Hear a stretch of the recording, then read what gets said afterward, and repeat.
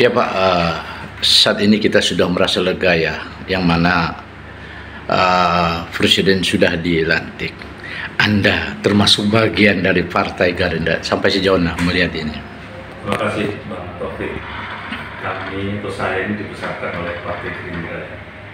Saya bergabung di Partai Gerindra sejak tahun 2008, 6 bulan setelah partai didirikan. Tentunya saya sangat merasa bangga dan bersyukur karena idola saya yang saya anggap sebagai orang tua di Gerindra tercapai sudah tujuannya, bahwa beliau ingin mengabdikan di sisa umurnya untuk bangsa Indonesia, patriotik sejati, dan Indonesia harusnya bangga dan bersyukur punya pemimpin seperti Pak Prabowo yang akan mendedikasikan seluruh jiwa dan raganya untuk Indonesia. Saya ucapkan selamat kepada Pak Prabowo Subianto yang akan memimpin kita 5 tahun yang akan datang, dan saya juga mengucapkan selamat kepada para pembantu menteri-menteri beliau yang akan mendukung program dan kerja beliau 5 tahun yang akan datang. Nah, kalau kita melihat apa dalam pidato perdananya ya Bapak Presiden ya, Bapak Prabowo Subianto ya, saya lihat cukup menarik perhatian ya, yang mana beliau sangat memberikan aspirasi sendirilah kepada masyarakat kita, khususnya kalangan di bawah ya, yang pada intinya dia ingin untuk memakmurkan rakyat itu. Nah, sekarang bagaimana kira-kira dari sudut pandang Anda? Ya, saya ini orang yang dibesarkan oleh beliau karena besar di Gerindra.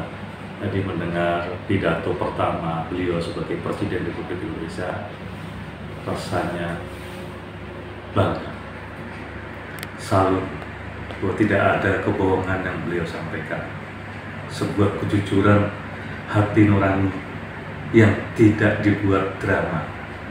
Beliau mengatakan apa adanya, itulah beliau Pak Prabowo.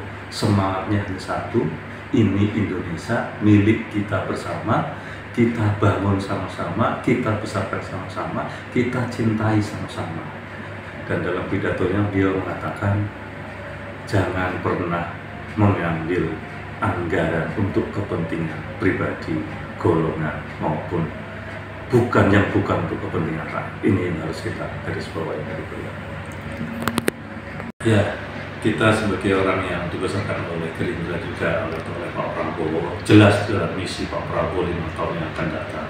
Sektor hukum beliau akan fokus.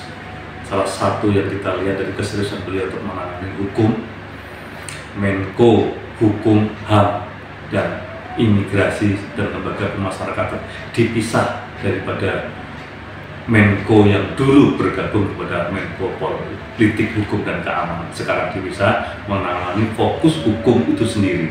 Dan baru saja saya melihat yang menjadi Menko-nya adalah Pak Yusril Iza Mahendra, pakar hukum juga. Kemudian wakil Menko-nya Pak Otto Hasibuan, seorang lawyer terkenal, praktisi hukum. Nah, ini tentunya Pak Prabowo ini akan benar-benar hukum itu akan tajam, baik ke bawah dan ke atas, ke samping kiri dan ke samping kanan. Kedudukan manusia dalam hukum itu sama, tapi beliau akan menggunakan hukum itu untuk kepentingan bagaimana memakmurkan masyarakat Indonesia. Nah, mungkin sebagai Anda kader dari Partai Garuda, harapan ke depannya apa? Harapan saya, semua tokoh yang sudah diminta oleh beliau membantu pemerintah beliau akan datang untuk bekerja serius, jangan pernah ke kiri dan ke kanan dalam arti yang melenceng dari keinginan beliau, untuk tujuan beliau menjadikan negara Indonesia yang macan Asia, swasembada pangan, sumber daya manusia yang handal, ini bisa terwujud. Jangan pernah korupsi, itu pesan beliau.